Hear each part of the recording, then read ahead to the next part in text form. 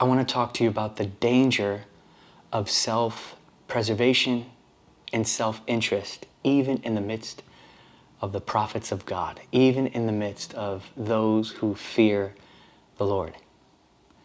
Jonah, with self-interest, removes himself from God's will.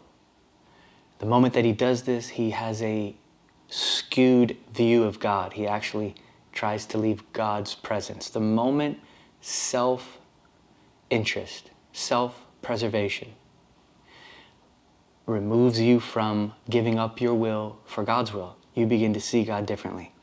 How does he see God differently? Well, he thinks he can leave his presence. He knows that God created the land and the sea, and he fears the Lord.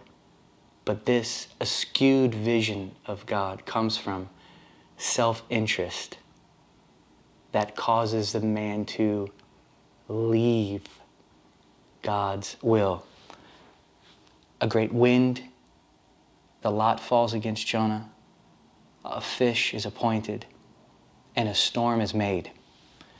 This is what happens when self-interest, self-preservation, even in the midst of those who fear the Lord, enters in, and they begin, or we begin, to go away from what we know God wants. I wrote this down: send a wind, appoint a fish, dark cloud, storm, and tempest, where my interests clash with yours. Dash my will, may it be no more. It is a personal self-preservation, personal self-interest that turns his heart from God's will. This is possible. And the tempest and the storm and the fish are all the result of the clash of the wills. A clash of the wills will always affect the way you see God.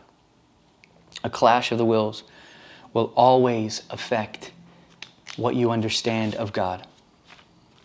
Oh, how many unnecessary storms have been created by the clash of wills. Your will and God's will. Your interests, even if they be what you think to be right, your interest and God's interest clashing creates storms, appoints a fish, dark clouds and tempests.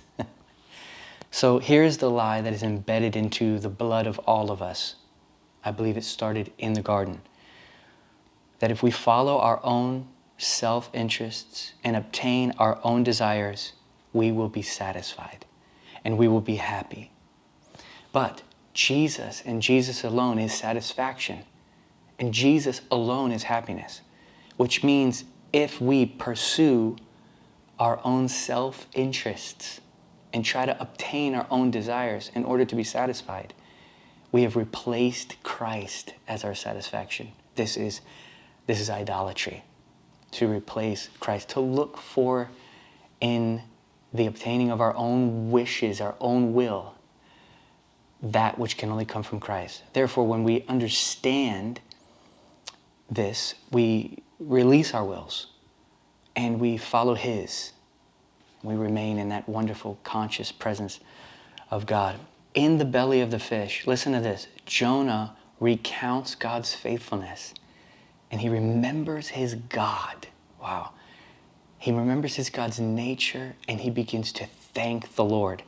And the Lord commands then the fish to throw up Jonah onto the dry ground. Maybe the self-interest, the self-preservation that fled from God's will, that refused to give up his own will for God's will, maybe that was the result of forgetting God's delivering nature and personal experience of God's undeserved mercy towards him, as well as this ingratitude. So this is very important, even amongst us who fear the Lord.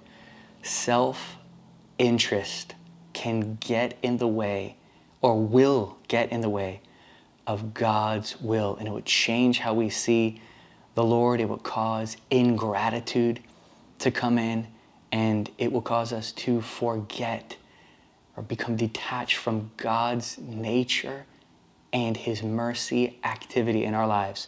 There's something about remembering God's nature and his mercy activity in our lives that makes us thankful. And that thanksgiving trusts him enough. That remembrance causes us to trust him enough to relinquish our own will. So this is what I'm praying. Lord, quicken our hearts to remember your delivering nature and mercy activity in our lives, that we may feel gratitude and trust you enough to relinquish our self-interest for your will, knowing you alone are fulfillment and you alone are satisfaction. And that if we seek such things in the obtaining of our own will, that is idolatry. Lord, make it clear and get rid of this self-interest in our hearts and in our lives. Praying for you guys. Let us trust our God's nature and relinquish our will to his. Offer him no resistance, that he may get all that he desires from us, and he'll protect us from unnecessary storms and tempests and the appointing of a fish.